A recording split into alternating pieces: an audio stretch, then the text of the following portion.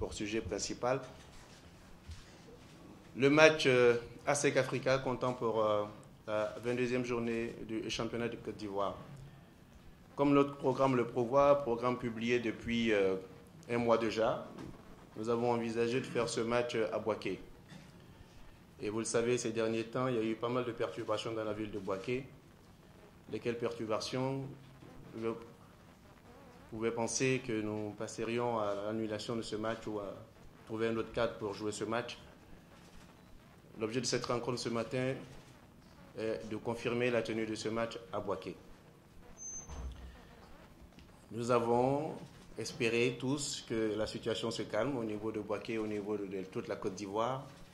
Et nous pouvons dire que sur la base de ce que nous avons vu hier et de ce que nous avons aussi comme information, aussi bien de Bouaké que des autorités de la Côte d'Ivoire, nous pouvons affirmer que nous avons une situation normale aujourd'hui qui puisse nous permettre de faire le déplacement de Bouaké et de pouvoir faire ce match comme il était prévu à Bouaké.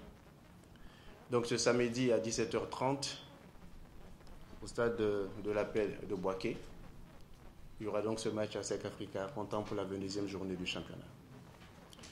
Pourquoi Bouaké alors que le match allait se jouer à Abidjan? Parce que nous voulons donner un caractère populaire à notre derby. Bon, je préfère dire derby que classico. Parce qu'on a tous grandi dans cette appellation de notre confrontation entre les deux grands du football ivoirien. Ça a toujours été le derby du football ivoirien. Pour nous, il faut donner un caractère populaire parce que le stade Robert Champrou, qui est censé accueillir ce match aujourd'hui, est exigu, il compte 2800 places.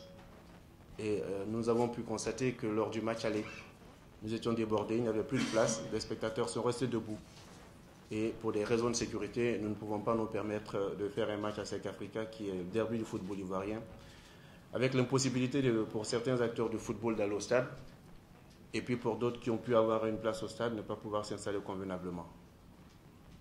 Donc, le stade Champrou ne peut pas accueillir un tel derby aujourd'hui.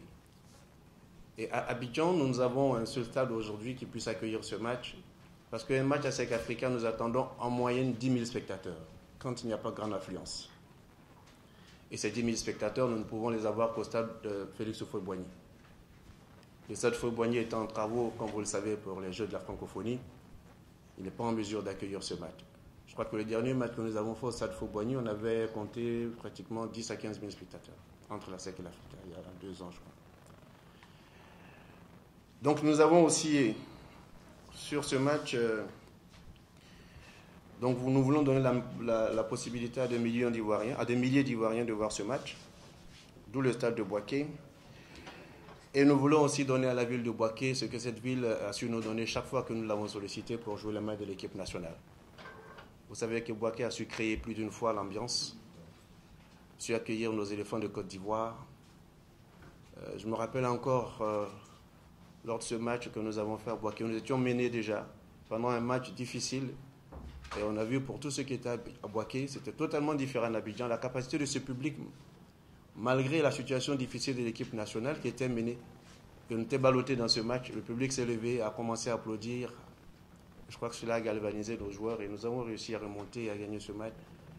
Et ça, ce public, il est tellement merveilleux qu'on a envie toujours de lui donner un peu de ce que représente le derby entre deux équipes qui, pendant des années, ont représenté la locomotive de notre football en Côte d'Ivoire. Nous voulons aussi créer ou réinventer ce derby, donner un peu un cachet spécial à ce qui fait un peu la particularité de notre football. Chaque pays, aujourd'hui, je parle de tous les pays de football, les grands pays de football, ont leur derby, ont leur classico. Autour de ce match naît une certaine activité, une certaine ambiance, et c'est un peu la fête du football. On dirait que c'est le sommet du football ou du championnat national. Quelle que soit la forme de Marseille ou de PSG, une confrontation PSG-Marseille a toujours un goût quelque peu particulier par rapport aux autres matchs que ces équipes joueraient contre Monaco, contre Nice, contre Bordeaux. Mais une confrontation Paris-Marseille, c'est toujours cela. Un match interne Milan-AC, c'est un goût. Donc, vous allez toujours dans les grandes nations du football, en tout cas dans le top 5 ou top 6 des championnats européens, il y a ces confrontations-là qui ont un caractère assez particulier. Donc, Pour nous aujourd'hui, c'est refaire revivre cela aux Ivoiriens. Remettre dans l'esprit des Ivoiriens ce derby. Faire en sorte que les gens se disent, en Côte d'Ivoire, on ne joue pas de façon, je veux dire, habituelle. On joue au football tranquillement, on fait le championnat, il n'y a pas de piment. Et bon, à la fin de l'année, on sait qui est champion et puis on passe. Il faut recréer une certaine ambiance autour des grands derbys. Déjà, le fait de jouer des matchs de championnat au stade Robert Champrou, où il y a des affiches, ça donne un peu un caractère assez particulier. On a deux fois l'impression de vivre certains tournois majeurs. Quand vous jouez Tanda Seoé, ça donne un autre caractère que de jouer sur des stades où vraiment les infrastructures ne sont pas de qualité et il n'y a pas un grand public. Dernier élément, c'est qu'aujourd'hui, il faut s'arrêter à un moment donné et puis dire merci à ces deux grandes équipes. On sait, il y en a qui peut-être oublié, mais pendant des années, la SEC et l'Africain ont animé de fort belle manière le football ivoirien. Ces deux équipes ont pendant des années donné pratiquement l'ossature de l'équipe nationale de Côte d'Ivoire. Aujourd'hui, c'est vrai qu'il y a des équipes de l'intérieur du pays qui font bonne figure dans le championnat de Côte d'Ivoire, mais ces deux équipes comptent à elles seules 44 ou 45 titres de champion. La SEC en a 24. L'Africa, c'est combien? 17. Donc ces deux équipes comptent à elles seules 41 titres de champion de Côte d'Ivoire. 24 pour la SEC et 17 titres pour l'Africa.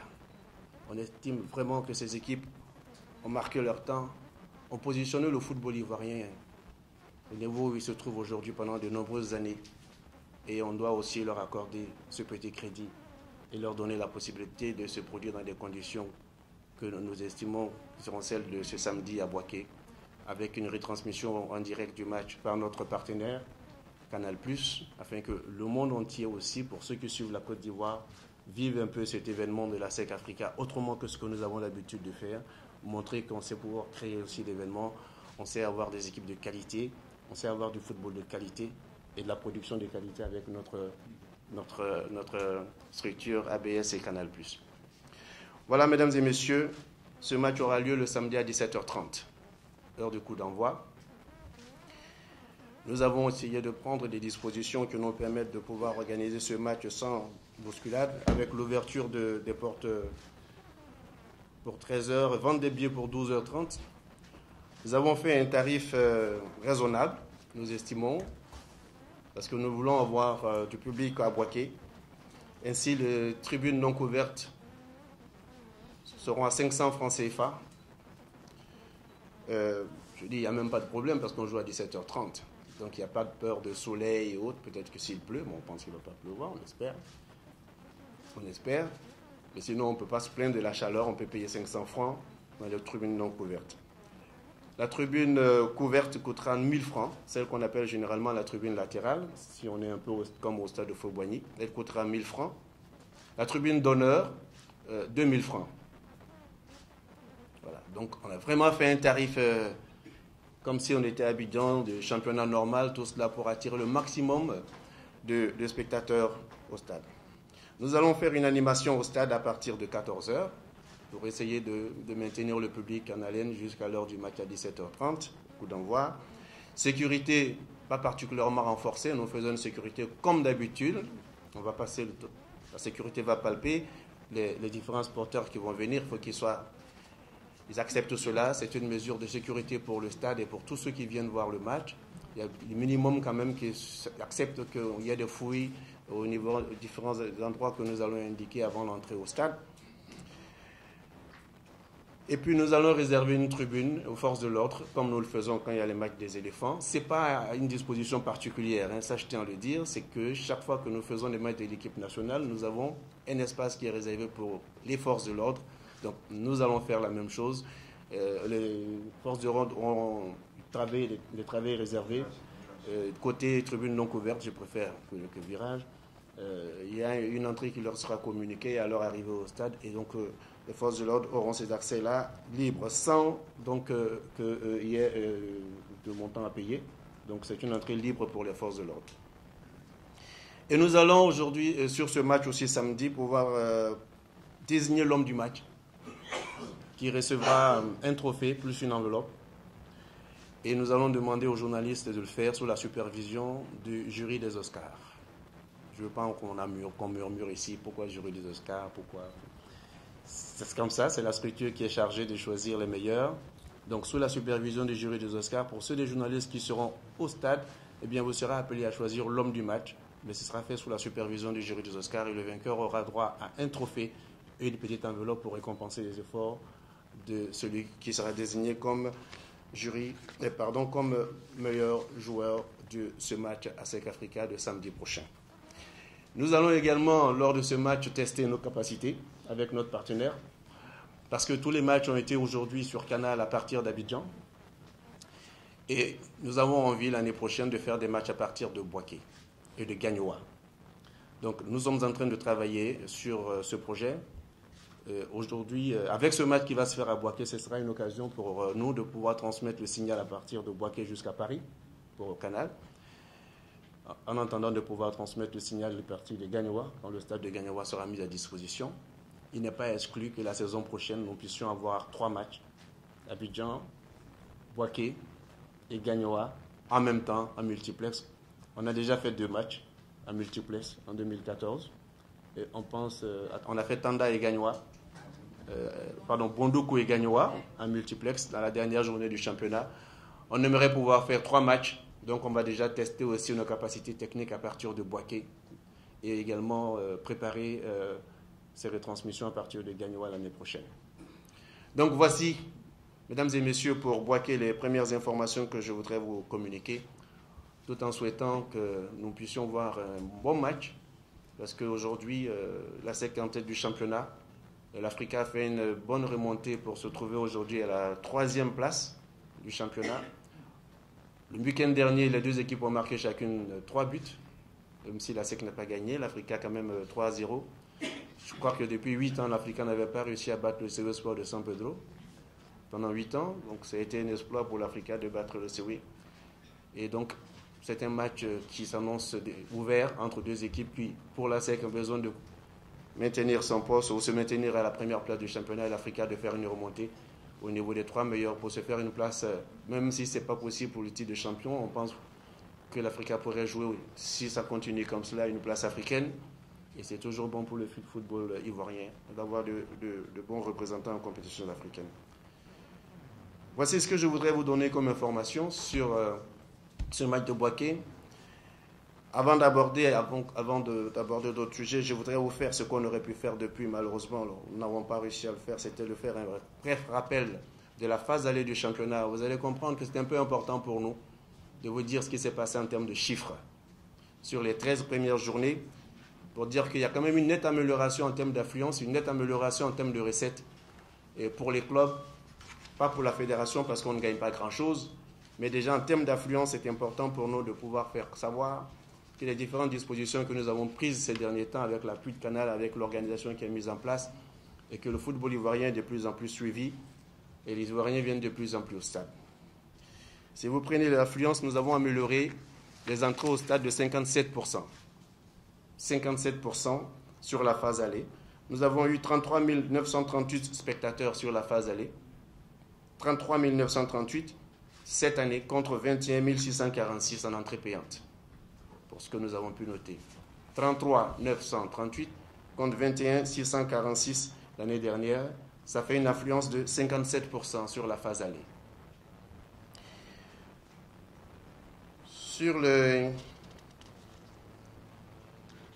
En ce qui concerne les recettes, nous avons enregistré 22 365 500 de recettes sur la phase allée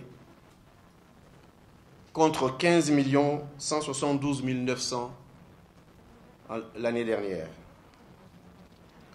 soit une amélioration de 47%.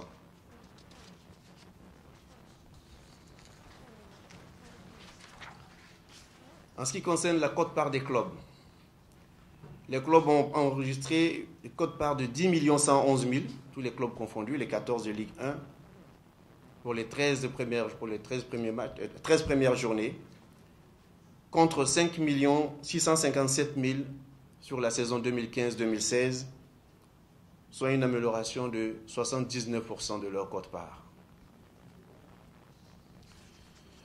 Alors, si vous regardez le challenge Vivo Énergie, eh bien, l'équipe qui est en tête du challenge Vivo Énergie, c'est la SEC, qui a enregistré. Vous avez pour le challenge Vivo Énergie, qui logiquement a été 16 fois leader du championnat de Côte d'Ivoire, la SEC. Donc ça fait 16 millions. Je crois qu'on a payé une bonne partie. Il reste encore quelques montants à payer, c'est ça? On a payé jusqu'à la 17e journée. Le CW Sport a encaissé 4 millions, leader à 4 reprises. Et l'Africa Sport, 1 million, leader une seule fois. Donc ça fait 21 millions pour les équipes. Je voudrais vous assurer aussi sur le fait que nous n'avons aucun retard avec notre sponsor, notre diffuseur Canal, en ce qui concerne les droits TV. Ce qui nous a permis de payer à tous les clubs de Ligue 1 les montants que nous avons prévus en début de saison. Chaque club de Ligue 1 a encaissé 70 millions. Donc, sur ce plan-là, tout a été payé. Nous n'avons donc plus de fonds à payer à quelques clubs que ce soit en ce qui concerne les droits télé. Les recettes additionnelles qui sont annoncées sont celles de MTN, qui est venu donc là, sur la phase retour. Donc ce sont des montants qui vont être payés d'ici à la fin de la saison. Il y a également d'autres annonceurs qui nous ont rejoints. Mais la procédure que nous envisageons maintenant, c'est d'encaisser tout cela et puis de faire une répartition des recettes en fin de saison. On ne pourra pas payer au fur et à mesure qu'on reçoit des petits montants. Donc, sur les montants qui devaient être payés aux équipes engagées en compétition africaine, comme vous le savez, le champion de Côte d'Ivoire touche une dotation de 25 millions pour le recrutement. Et cette dotation a été payée. Nous payons également 5 millions par tour qualificatif. C'est-à-dire que chaque fois que vous avancez, vous prenez 5 millions. Et nous sommes à jour et les clubs ont reçu donc pour les 2 représentants en Champions League 25 millions chacun. Et en fonction de leur parcours en compétition, ont reçu 5 millions jusqu'à ce qu'ils soient éliminés avant les phases de poule. Pour les clubs qualifiés en Coupe de Confédération, nous avons également payé 15 millions à chaque club, donc ils sont 2. Ils ont reçu 15 millions et également 5 millions à chaque tour qualificatif. Pour vous dire que les engagements que nous avons pris de ce côté-là sont honorés. Et donc, en ce qui concerne les points financiers, il n'y a pas de difficulté, il n'y a aucune difficulté ou il n'y a aucun retard au niveau des clubs de Ligue 1. Donc, voilà, mesdames et messieurs, les informations que je voudrais vous donner avant. Je vous remercie. Monsieur, mes 2 préoccupations, il y aura conférence de presse avant match. Est-ce que les pelouses, elle est pratique? Alors, la conférence de presse avant match, non, on ne l'a pas prévue ici. Non. On n'a pas prévu de conférence de presse avant match. Est-ce que la pelouse est praticable? Oui, nous pensons que la pelouse de Boaké est praticable. Elle a de bonne qualité. Excusez-moi, je vais rajouter un petit mot parce que je me suis déplacé à Boaké la semaine dernière en repérage pour rencontrer les différentes instances en local, notamment le président régional de la Ligue, etc., plus les clubs de supporters ASEC et Africa.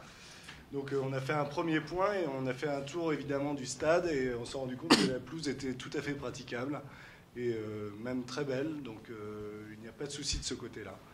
Par rapport à notre dispositif, on essaiera de faire les choses encore en plus grand que ce que nous faisons à Champroux. Déjà, le stade va nous permettre une meilleure captation et ce qui, par rapport à l'aspect éditorial, le commentaire sera assuré par Arnold Didi, Bonaventure Kalou et Grace Ligue B ainsi que Adam Khalil en bord terrain.